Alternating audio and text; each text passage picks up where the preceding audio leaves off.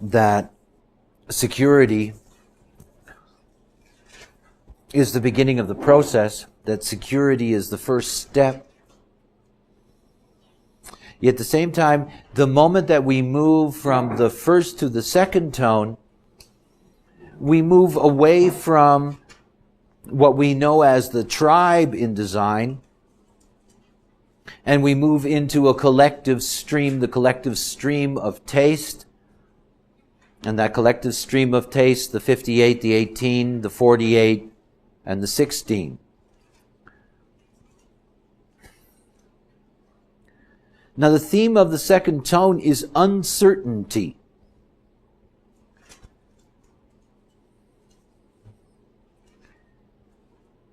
Once the tribe has established a pattern, and once the tribe is secure in that it recognizes that it is able to maintain its basic needs, shelter and food, and that there is a sense that there is going to be continuity, that the whole question of basic security is dealt with. But that does not mean that one is truly secure.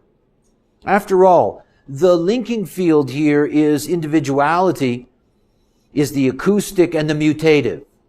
Now both the tribe and the collective fear the individual. That is, they fear the individual because the individual represents the unexpected. It represents the mutative surprise, if you will.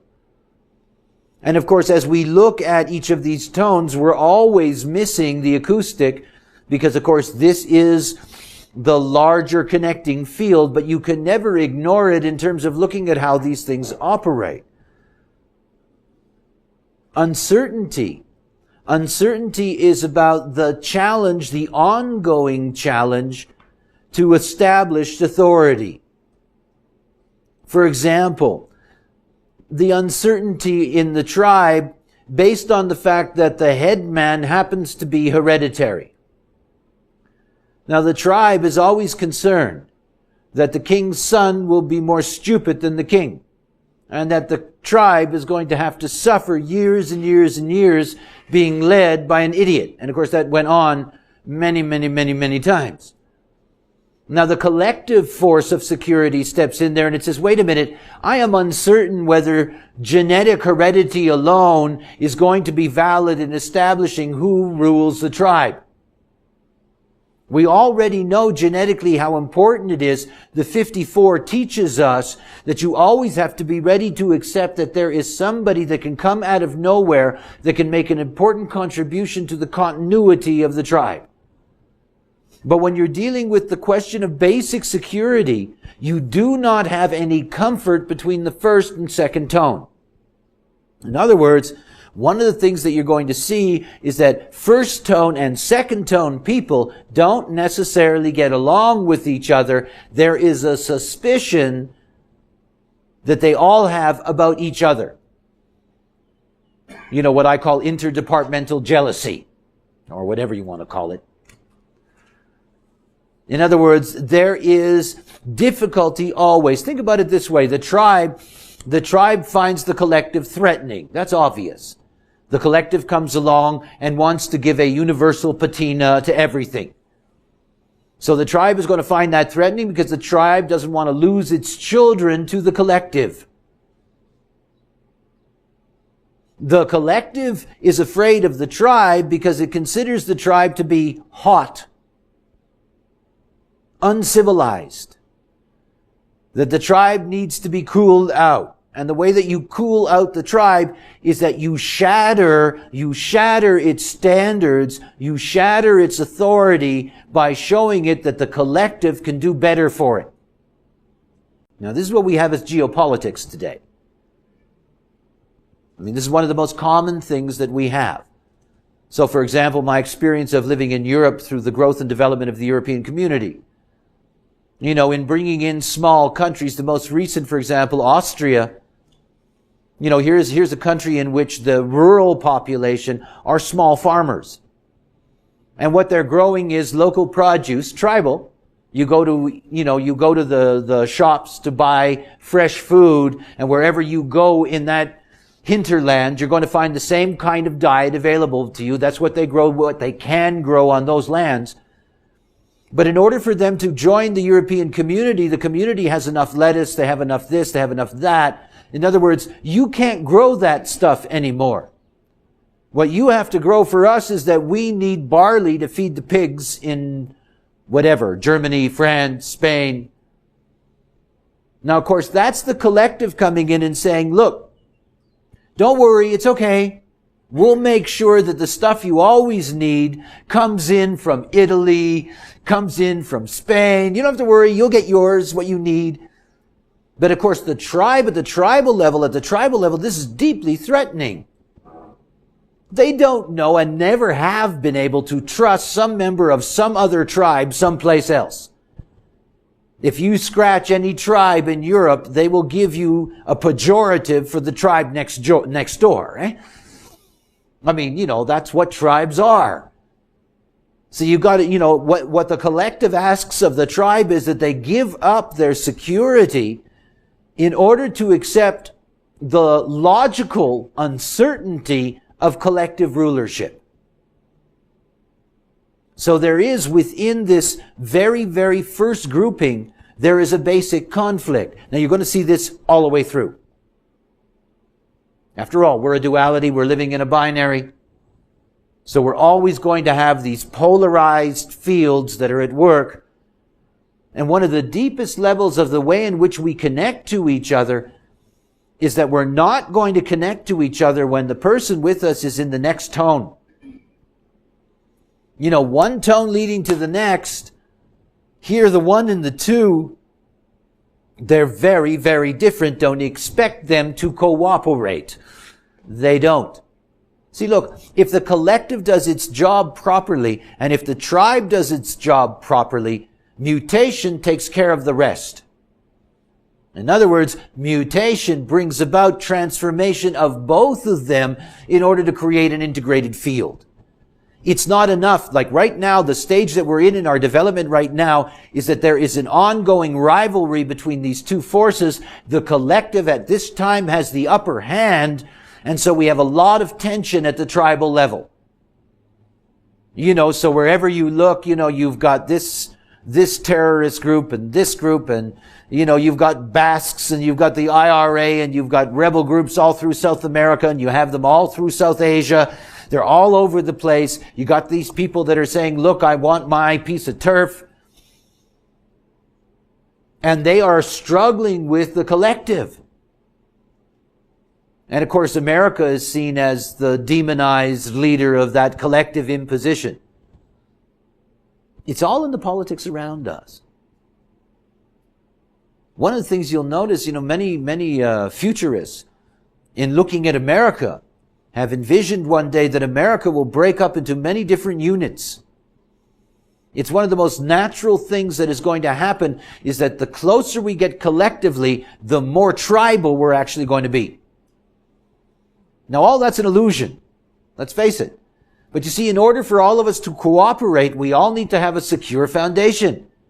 Once you have a secure foundation, you don't mind the uncertainty principle. Remember that logic is about experimentation.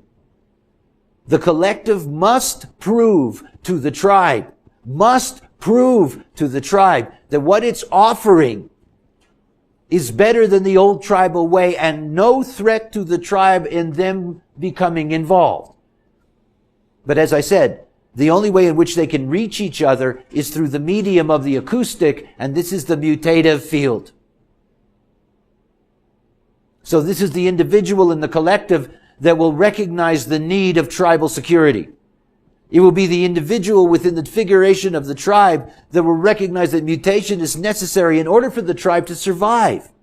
Not to die, not to give up, not to lose its identity, but to hold on to it through a larger union.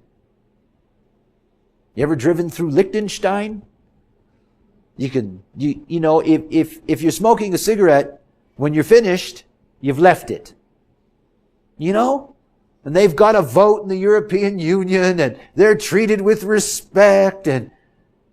But if you go into that if you go there and you go on a national holiday where everybody's still in the same costume, these are very, very sophisticated entrepreneurial business bank culture, one of the highest standards of living in the world. When you go there on a festival day, and they have a lot of them, and it looks like 1822, and everybody's happy to be in their costumes and whatever. See, they made it. They made it. They didn't get wiped out. I mean, I know Germany very well. There's so many different tribes in Germany. They all want their own little, and this is healthy. So there's this basic conflict that's there, and without the intermediary, without the mutative potential, without the ability to have a force that can meld these two together, they're always going to have distance from each other because they will not trust each other. That has a deep impact on who you connect to in terms of your work with the whole that has nothing to do with who you think is good for you or not. I've always told you the genes run your life, They run your sexual life, your partnership, all of these things. And to understand that there are many things that are going on at a deep level where you say, I don't know why I don't want to be with this person. There is no understanding of why. You like them, they're nice, they're friendly, they're warm, they're this, they're that. There's all the things, whatever it is that you need to make and there's something, and you can't get there. You can't get there. Because when you get down to what you're really here for, you got very different jobs. And you're not meant to be able to make that connection unless there's somebody acting as the intermediary that's going to be able to pull you together in that. So, uncertainty as a principle, which by the way is a principle in physics. Let's start with the way in which that operates. First of all, the nature of taste. Now, obviously, we can have taste at a very mundane level. The taste of something in your mouth is an example. And the way we anthropomorphize that taste into a mental concept. I don't have a taste for that music. I don't have a taste for that person. But what you're really seeing in that is that what taste represents at a mundane level, in other words, when we were very, very primitive as creatures, taste was the beginning of our intellectual judgmental process. In other words, taste is judgment. It's why when we deal with this stream and we begin with this first channel, we're dealing with a channel of judgment, a design of insatiability. Now remember, the tribe wants everybody to be satisfied. That's the whole thing about the tribe. You're all satisfied? You don't need to leave. Everything's okay here. That's what they want. They want everybody to be cool, everybody to be satisfied. They don't want anybody dreaming about getting outside the walls of the tribe and escaping. And the collective says, never be satisfied. That's very, very disturbing to the tribe. And it's judgment. You see, the tribe in its security doesn't care about what's right or wrong. That's very important to understand. The tribe doesn't care what's right or wrong from anybody else's perspective. The tribe only cares about what's right or wrong for it. Now that's correct for the tribe. Now, of course, we often find that when we see that politicized, we often can see that as being reprehensible. In other words, the tribe slaughters the next door tribe because the next door tribe happens to have resources. That's good for the tribe that wins. It's real lousy for the tribe that loses, but the tribe that wins doesn't care. They're doing it for their own good. They're not concerned about whether it's morally right or wrong. One of the things about ancient history is that you see all these stelae all over the place, where all these ancient leaders writing out all of their shit that they did. We killed 8,000 here. We took 4,000 slaves over here. And of course, their own people would go to those stelae and go admire it and, we did it and we won and what a great battle and we'll always remember that and blah, blah, blah and on and on and on and on and on. It's very cold-blooded. The tribe doesn't care. As long as their security is okay, that's fine. If there's a tragedy in the next country Yes. There are always going to be people who feel bad, but most of your tribe is going to just brush it off. It didn't happen to us. It didn't happen to us because we're better. We smell better. We got a stronger bond, whatever the case may be. But you see, look, the logical part, the uncertainty part, is about judgment. And of course, that judgment is what gets the tribe upset. The collective judgment is, no, Saddam, you can't do that. You can't go into Kuwait and just take it. And he's saying, yeah, but it's good for my people, man. There's all those Rolexes and gold. There's all that oil. And I got a lot of poor people to feed. And these are a couple of sheiks down here just jerking off. I want it all. And my tribe's stronger than their tribe. Why can't I take that? And the collective comes along with all its muscle, And the collective says, no. You're not allowed to do that. That's not nice. That's bad. Bad. You're being bad. We're going to punish you. You're being bad. Why do you think the Iraqis hate all those people that were on the other side? I mean, instead of them getting what tribally was rightfully theirs, after all, they've been fighting wars for thousands and thousands of years. I mean, they got more war monuments going back further than anybody, and they know that's the movie. That's what tribes do. And if you can take advantage of the tribe next door and wipe them out and take their women and give them your gods, you've done a hell of a good job. And you've enriched your people along the way.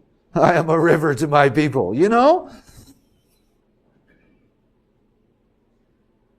And the collective comes along and says, no, this is really bad. You can't do that.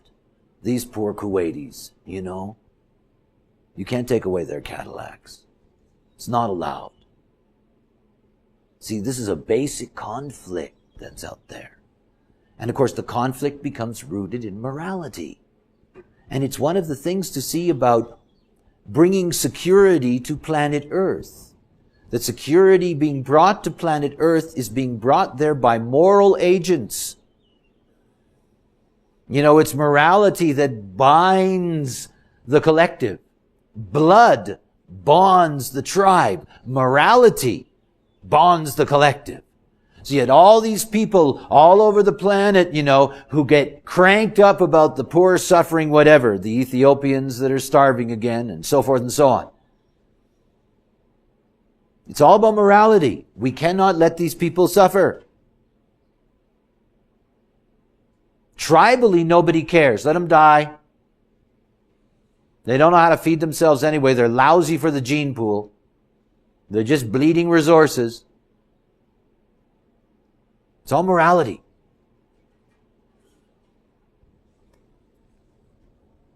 People are always wondering why we have all this religion and, all of this stuff. This is collective security at work. The collective security, by the way, doesn't care about God. Doesn't care about any of those things. It cares about running God's business on earth. That's what it cares about. I mean, it couldn't give a damn about all that other stuff. But you see, there's only two kinds of power. There's the power that you can just take out of brute force. And there's the power to manipulate. And that power to manipulate by using intangible forces is what religion is all about. I mean, after all, nobody that runs a religious practice could ever tell the people the truth. They wouldn't come back. I mean, they can't do that. And so what the collective does is that the collective is there to create the moral glue that holds us all together. That's why in the collective established by Western culture, that the devil is so feared.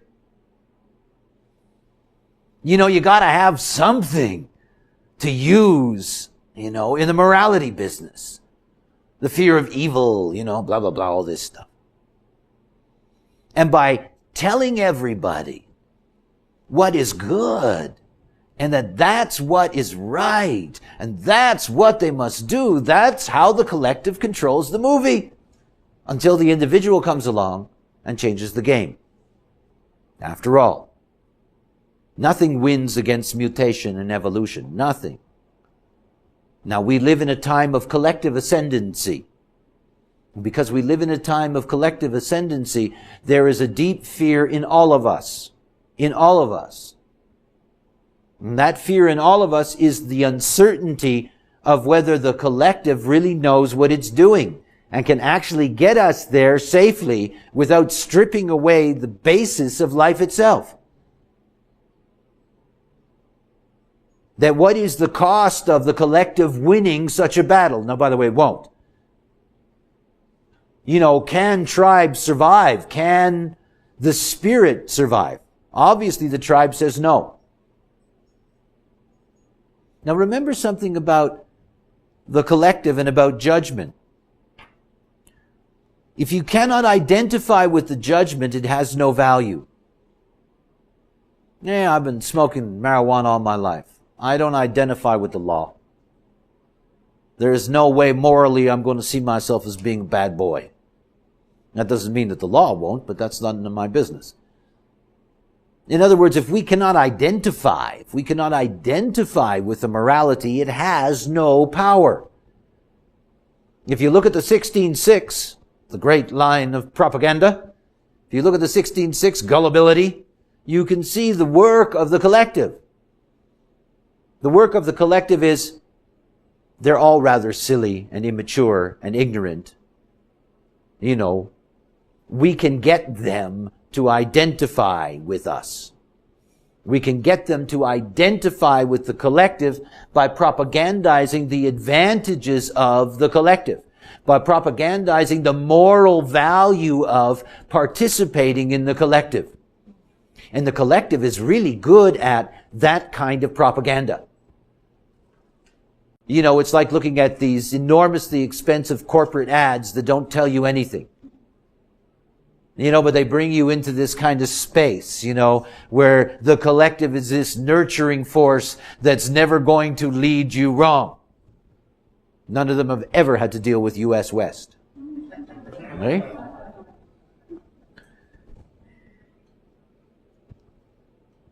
At the same time that the collective has to be seen as dangerous, remember that anything that's operating out of the collective is operating impersonally. So the collective can be dangerous in that way. It can say it's correct for us as a species to sterilize all our retarded children. The collective can do that very, very easily, cold-bloodedly, coolly, just as a judgment. A logical judgment. Now, of course, that infuriates the tribe, obviously. I'm not going to come and take my children over my dead body. You end up with a real conflict in all of that. But the thing that's so interesting about that is that how many people will be taken in by the collective's propaganda, who will be sitting in front of their boxes going, yes, that's a good idea, isn't it? And they're nodding their heads. They don't have any retarded kids, so, they don't care. But logically, it seems to make sense. Yes, that's true. We won't have any more of them, So there is this aspect of the collective that we have to fear because its morality can be dangerous to many of us. Remember, in the logic of the collective, a simple majority, 50.000000001% is enough to change the tide, because that's logic. That means that there's an awful lot of beings who may be on the other side of that who didn't want that. And of course, this is always the conflict inherent in logic. If you look at the 31st gate, if you look at the fourth line, which is called intent, this is the gate of influence. And the interesting thing about that line is that that line expresses the problem the collective always has with judgment. That line of intent is about no matter what you do, half the people are going to love you for it and half the people are going to hate you for it. So no matter that Bill was at the helm, and whether he was getting a blowjob along the way or not doesn't matter. He was at the helm for 8 years. This country's very successful, yet there's going to be an awful lot of people in this country can't stand him. This is the whole thing about the collective. In the collective, you never get what the old communist world tribe gets, which is 99.99% voted for whoever. The collective doesn't operate that way. And it means built into the collective is an automatic uncertainty. So even while the collective is propagandizing you, yesterday watching CNN, there were these administrators at Los Alamos saying, everything's cool. And these were fanatical ecological whiz-bangs in Santa Fe going, no, it's not. No, it's not. And they're all part of the collective. You know, it's built into the collective. And built into the collective is if you lose in the selecting, you don't trust who selected.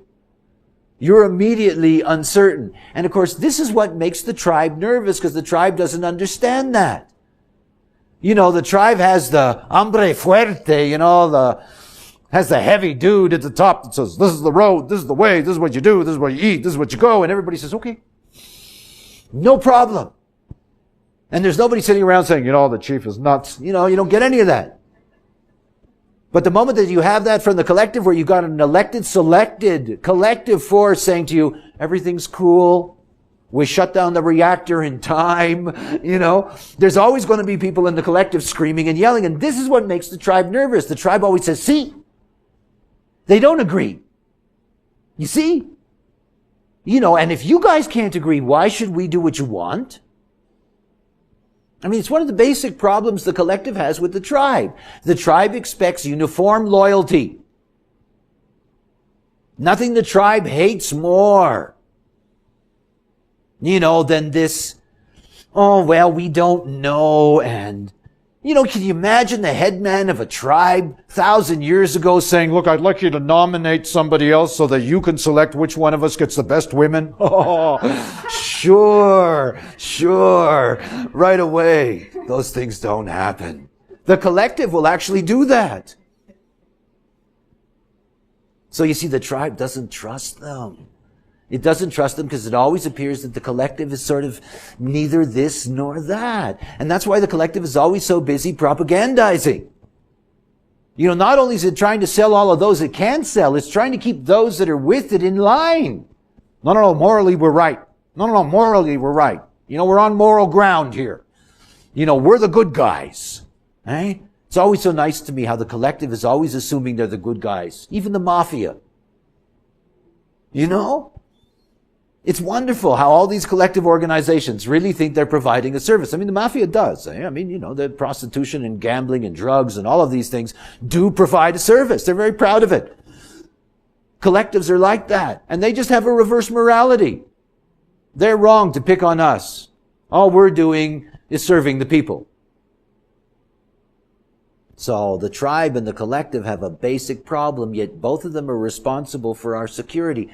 That's why I say to you, you cannot have a victory here. You cannot impose that victory. You cannot say to the tribe, look, you have to give up your basic security. It doesn't work. And the collective can't win. In other words, the collective can never be allowed to homogenize us into that kind of structure and pattern. Because then we will lose our creativity. And of course, the moment we lose our creativity, what I'm really saying is that we lose our genetic creativity, our ability to be able to bring into the world new and revolutionary genetic forces that will give us what we need in order to be able to survive into the future. And at any given time in the genetic pool, you're always in a process of creating movement that's only going to flower hundreds and hundreds and hundreds and hundreds and hundreds of years down the road. It's the way that it works. It's not quick. And we have been, since the late 18th century, we have been in an ongoing battle between the collective and the tribe. And the tribe is taking a beating. And of course, there has to be a balance that comes to that. A way in which the tribe can maintain its dignity and at the same time allow the collective to move us forward in organizing us so that we're more efficient.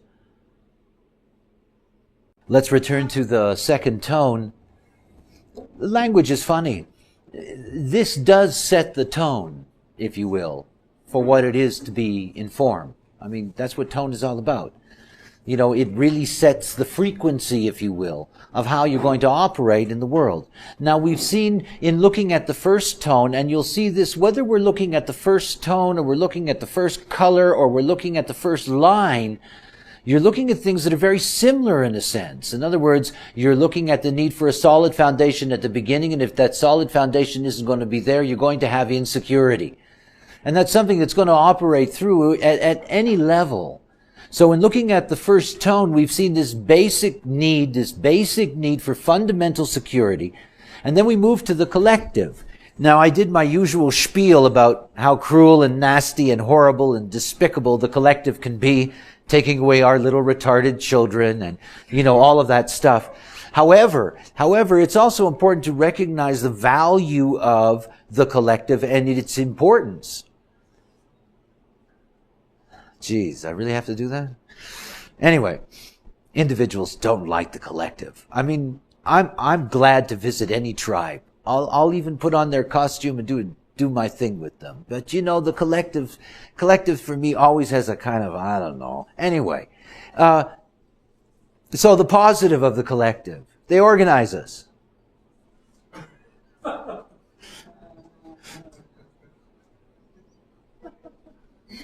Have I said too much?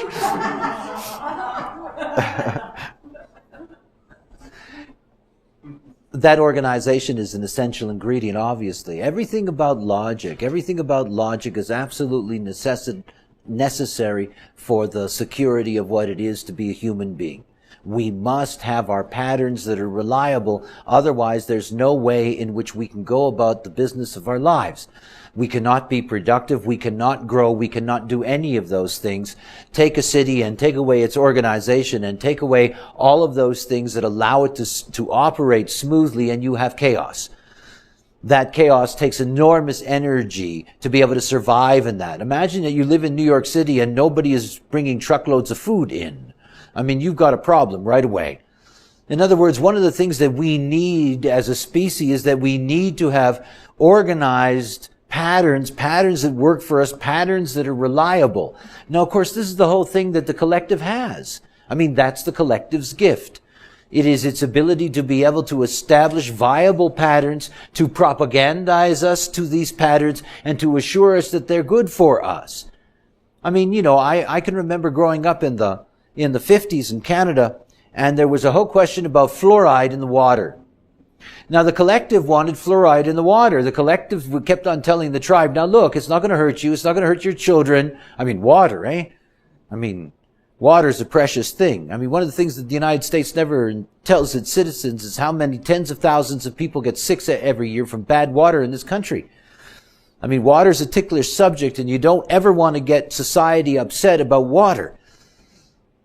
So, of course, there was the collective saying, look, this is going to be good for you. It took a very, very long time not only to win that argument. They had to go through all kinds of experiments to show over periods of time that it wasn't detrimental, that there wasn't side effects, that we weren't going to get 8 zillion kids being born without arms, just because, and all have good teeth. Eh? So, the collective did its job. When the collective is valuable to us, that's where the collective gets its credentials. It can do those kinds of things, logical things that supersede whatever the personal passions may be, because judgmentally it's morally better for us to have good teeth. So they say. I mean, I don't like the collective, so even when they say something that's right, I'm annoyed. That's not true, but anyway. Yeah. We can't do without them. I know that within my own process. Here I am with my definition being deeply, deeply individual. And yet the only way that I can teach you is collectively. I mean, I have to use collective language. I have to use formulas. I have to describe the pattern. I have to make you secure with the pattern. I got to do all the things that the collective does. However, it's mutated.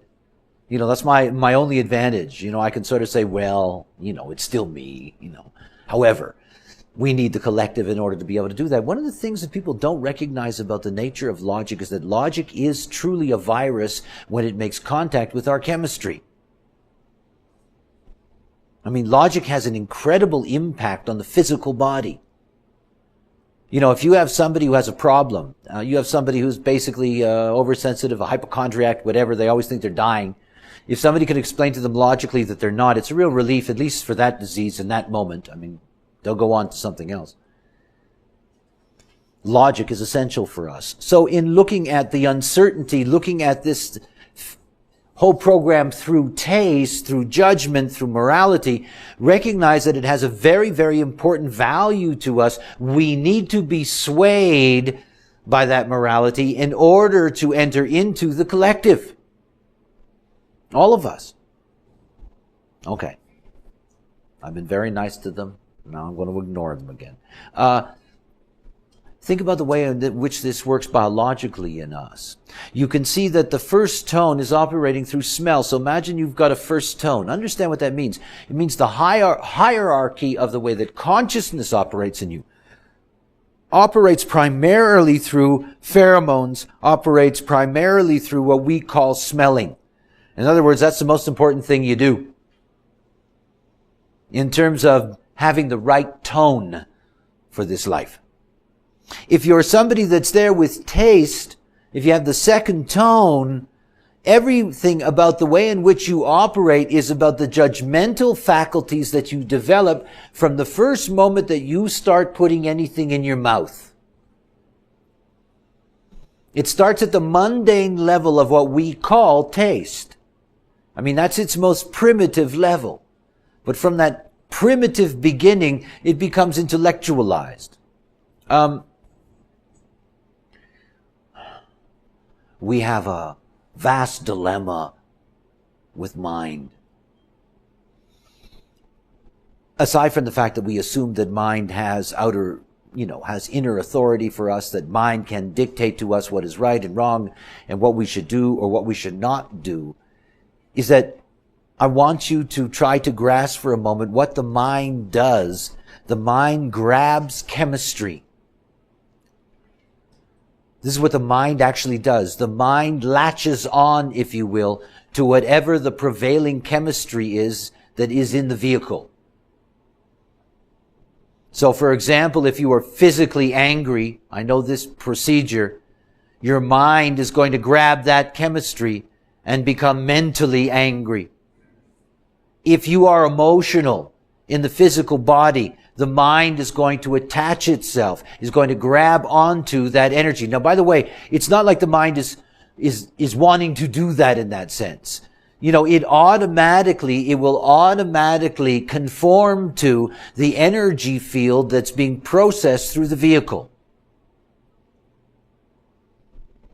It tells you a lot about the way in which the mind twists back and forth. It also tells you about how easy it is to bring things back into the mind.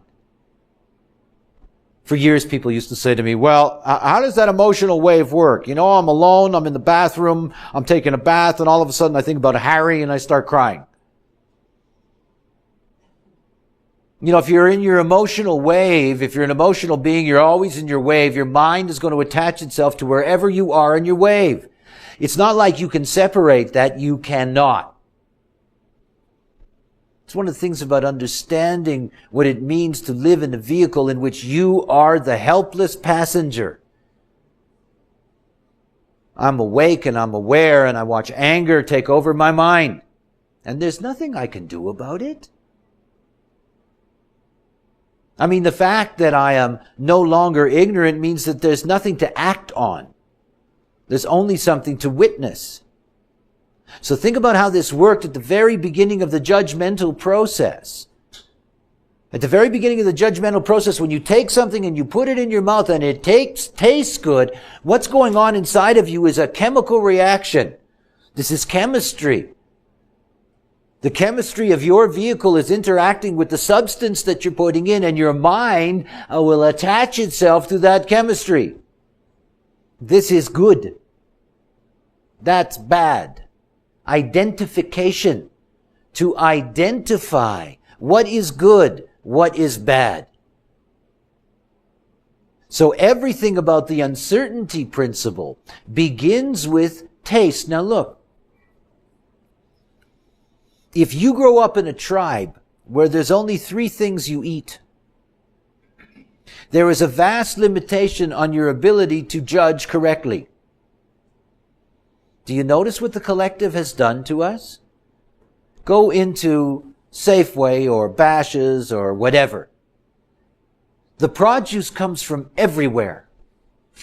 there's as many tastes as you can imagine. Not only that, you've got sections where there's all the artificial tastes. You know, the added on pheromones, the bubble gums, and, you know, the polish for the leather upholstery, and all of these various things. And of course, the more variety we have in taste, the more judgmental we become. I mean, after all. And we become much more refined in our judgmental process. This is good, but this is better. But this is better than that. And on and on and on. That's what leads to the great collective pitch. New and improved. Right? It's always there. So judgment is rooted in diet. The 18th gate is the gate of salt. Make it tasty. You know, make it tasty and it's palatable to the people. You know, a little bit of something helps the medicine go down, whatever it may be.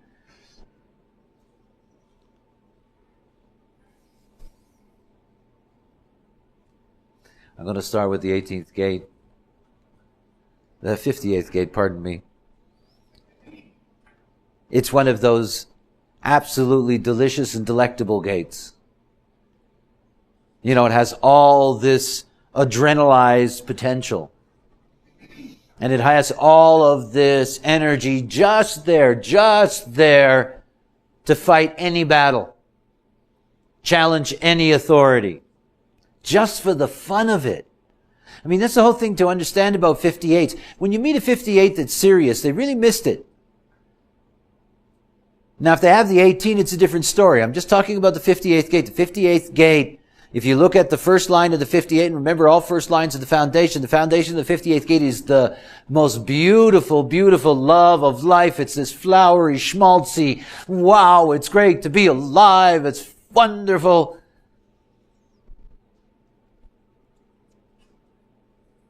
It's the joy of judging. You know, you got the joy of cooking. You got the joy of fucking. This is the joy of judging.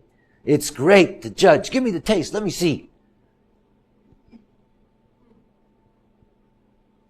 See, it's the one thing that makes the collective acceptable to all of us. The logical collective in this concept.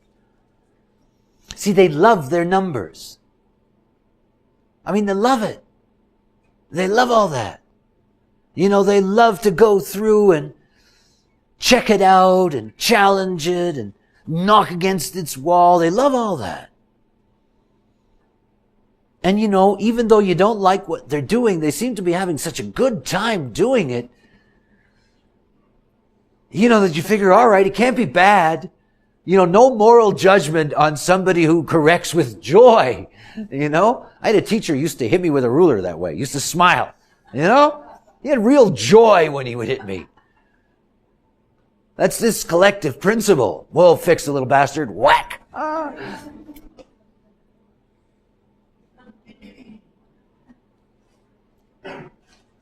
It is the acceptance at a very deep level that everything is uncertain and you might as well really enjoy dealing with that. After all, it's the splenic that teaches us to laugh. I mean, it teaches us to laugh. And it teaches us to laugh because it doesn't hold on. That's the only reason why it teaches us to laugh, by the way. It's that it doesn't hold on. You know, you have that moment in a car accident, you know, where you're going through all your past lives and your grandmother's last words and you smack into whatever, and then you survive. You know, and there's this burst of laughter. You know? I mean, it passes instantaneously. That's the whole thing about the spleen. And because it's gone, because you don't hold on to things splenically, you can get the joke afterwards. So the 58 is all about making sure that everybody at least gets the joke. You know, whistle while you work. You know, here's the 58 off to change the world.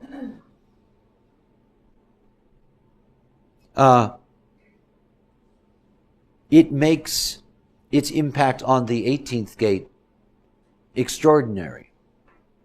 After all, when you get to the 18th gate, what you get to is the core beginning of the talent of being human. That is the ability to be able to challenge authority. And in being able to challenge authority, be able to challenge authority by getting the majority to go against the authority. Remember, this is not the warrior standing alone facing the giant. You know, the giant steps on the warrior unless you're writing science fiction. I mean, it doesn't work that way. Remember, everything about the collective is rooted in propaganda. And both propaganda being positive and negative, however you want to look at that. In other words, the collective is here to share. It's their keynote. So you've got all this sharing in order to get others to join on the bandwagon so that they can topple the authority. You know, it's like the 18-year-old kid trying to get its best friend to agree that its parent is a jerk. You know, it needs the support from the others. It needs that ability to share with the others. It needs them to go along with it. It needs somebody else to fall into the propaganda and the judgment. Oh yeah, you have really bad parents. I mean, we all know the kind of movie. This is a typical collective movie. Now, the thing to recognize about that is that it's an essential ingredient for us because we're not allowed to stop our vigilance. It's what makes this all very frustrating. In other words, because mutation exists, logic can never rest. It's not allowed to. It's got to keep on verifying the same stuff over and over and over and over and over again in order to keep on assuring everybody that it's all okay, that nothing has changed. You know, the buses will be running tomorrow. It's okay. So logic has this responsibility of repetition.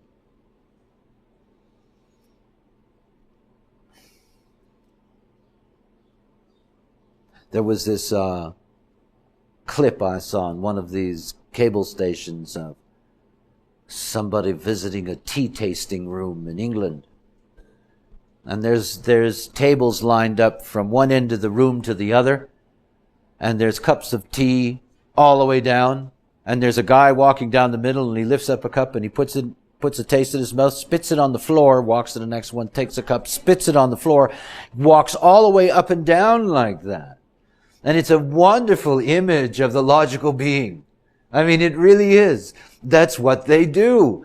They keep on taking taste and spitting it out and taking taste and spitting it out. They're going through this repetitive process in order to find excellence. I mean, in order to find something they can identify with. His job was to select blends, that were going to be marketed.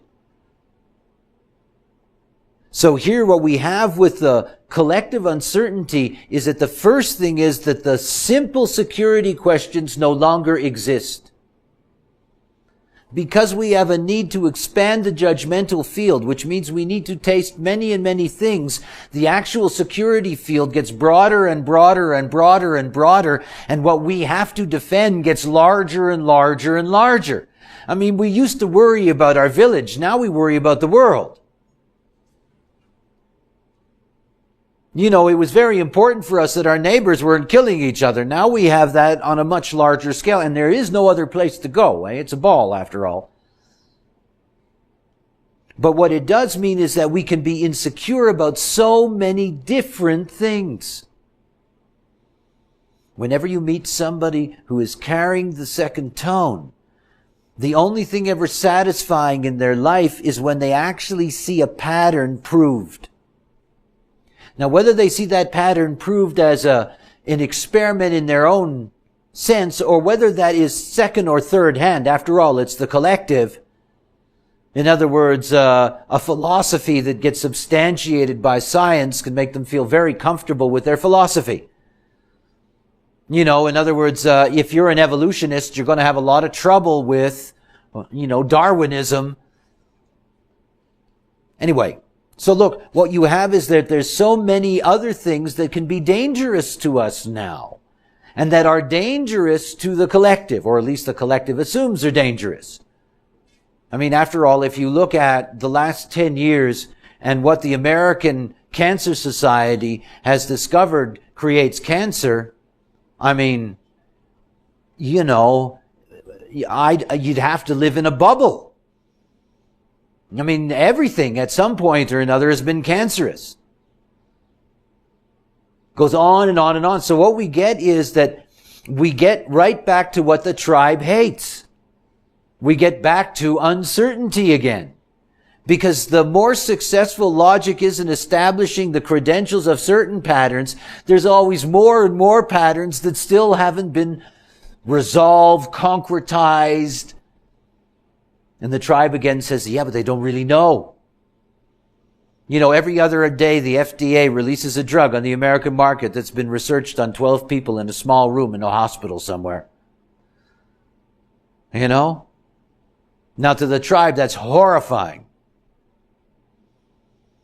You know, to the collective, well, you know, this is an experiment, after all. And we are the ones they're experimenting on.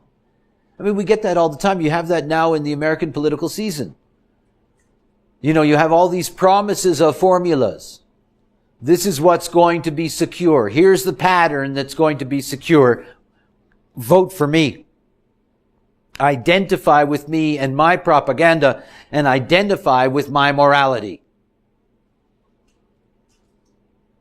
And of course, you know, here in America, particularly with the two-party system, you basically have a moral collective system, you know, in which both sides see the other side as the demon, and in which the morality is always going back and forth. I think it's kind of cute that the right that wants to save unborn babies doesn't want to put locks on guns. I mean, if that isn't mixed morality, you know? I mean, there's something really funny about all that. You know, and the left that says it's okay to kill these babies, or unborn, or whatever you want to call them, they want everybody not to have guns. You can go on and on in terms of how you look at it, because of course the morality is always binary, it's always mixed. And in the collective, that's the whole thing about the collective. It's expected to be there. The tribe says, look, what is it? Is it this or is it that? And the collective says, well, most of us think it's this. So that's what we're going to do. And of course the tribe says, no, this is crazy.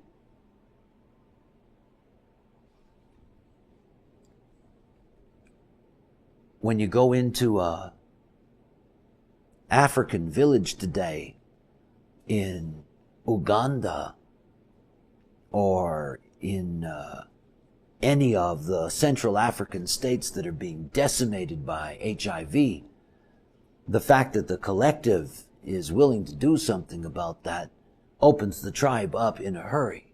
And it's one of the things to understand about the tribe, is that the only time you change the tribe is when you save their children.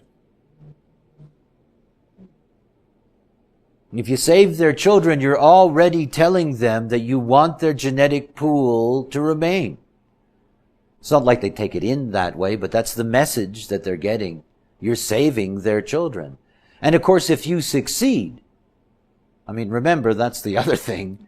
The collective often tries to save children only to kill them. Okay. But the fact is that in the context that we have it today, the collective is doing a pretty good job at trying to save the children of the tribes that are in trouble. And this is where they have their most lasting impact. And it's the only way that the collective can truly touch the tribe. You see, the tribe will let the individual in to make love to its sons and daughters to get new genetic material. They already know that the individual is acceptable in the long-term movement of their genetic pool, but the collective is always on the outside. Only when the collective comes to their rescue are they going to pay any attention. And you can see this and the mystery of this in the 18th gate, because this is the Oedipus Electra gate. This is about the challenge to the authority of the father and the mother. This is the challenge of the Christian Scientist child who can be saved by an antibiotic and has a parent that refuses.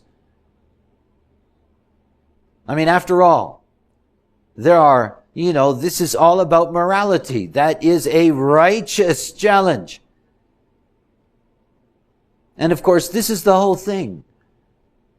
That 18th gate, what it is always ready to challenge is that it's always ready to challenge the fathers and the mothers. In other words, it's always ready to say, I can look after your children better than you can. We have schools, after all. That's new. That's collective new. Oh yeah, there's been education for a long time, but only for certain classes, only for certain children of certain classes.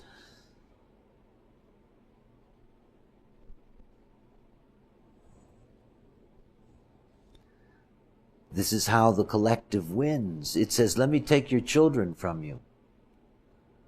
Let me teach your children the collective way.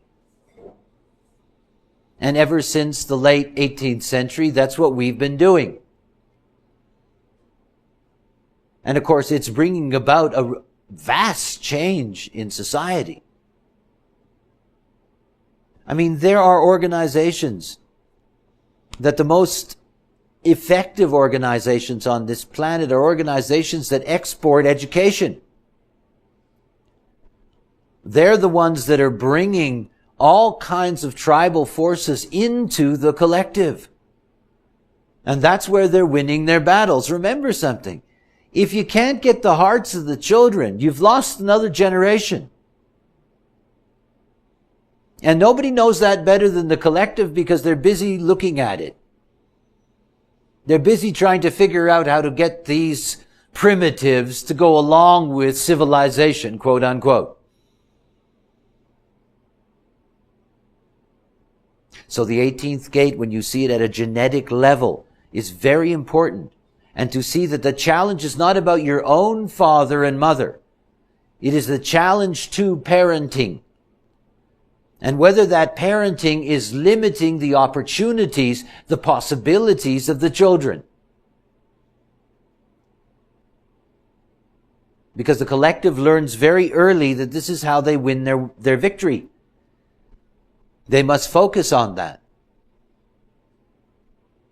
You know, over the years and going through circuitry and things, because this is the channel of talent, I've often talked about how, you know, you get all kinds of protest and all kinds of art forms that are meant to provoke authority out of this stream.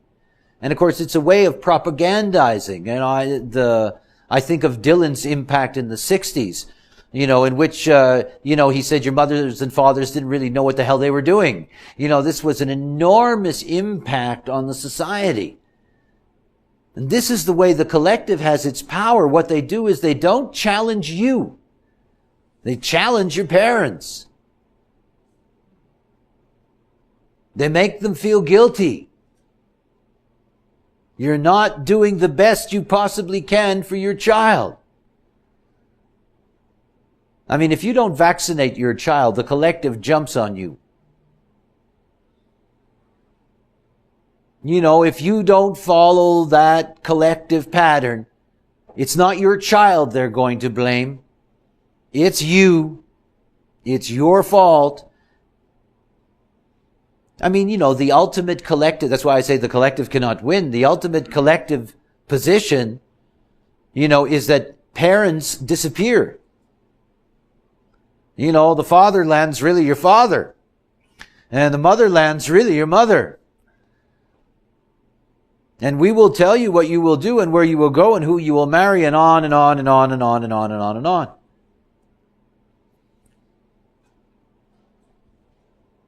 Am I being hard on them again? Fortunately, there's nothing more frustrating than the 48th gate.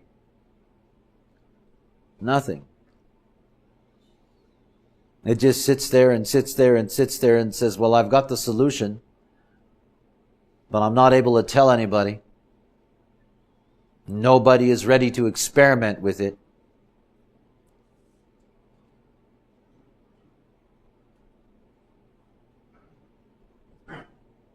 It's the well, after all. It is the gate of depth.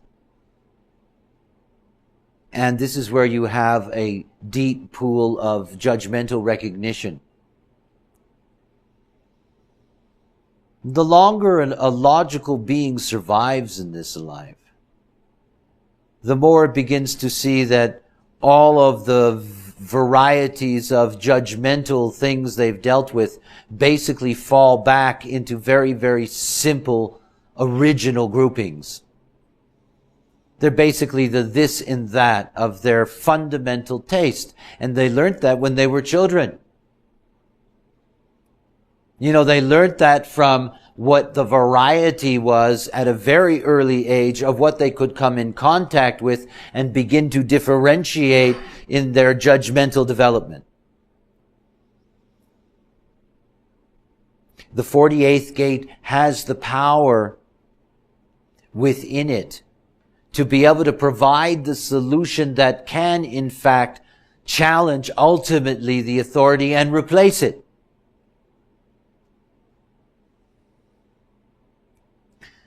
But potentials are always the same. It doesn't mean they're the truth.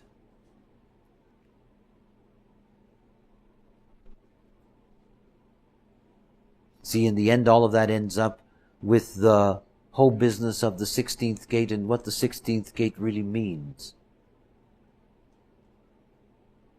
I like its name, enthusiasm. It's one of those things about the logical process that's starting with the joy of being and the joy of challenging, the enthusiasm for it all. These are people that can love criticizing you. I mean, can you imagine? They just love it. They just adore it. They're smiling from ear to ear, while they're telling you about what you lack. And there's a joy in all of that. And their greatest joy, obviously, is to be identified with an experiment that actually works and supersedes previous authority. Oh, that's great. I mean, in the end, that's when they get recognized as being talented and creative, and everybody identifies with them. I mean, the whole thing about the gate of identification is that not only do you, at the mundane level, have to identify in whatever you're going to experiment with, but to see that your whole goal in that is to become a source for others to identify in you, and to identify with what you're identified with. In other words, the logic system can never escape politics and networking. Never. That's how everything happens. You can't do it alone. You cannot challenge patterns alone. You must always have backing. You must always have others who are identified with what you are doing. You can represent them. But remember that nothing is going to be successful in the logical collective until it can get a simple majority. Nothing. And it takes time to get that majority. This is not a mutative process. It's about repetition. It's about these people that year after year after year, they make their presentation looking for some kind of grant so they can try out their experiment. Year after year after year after year.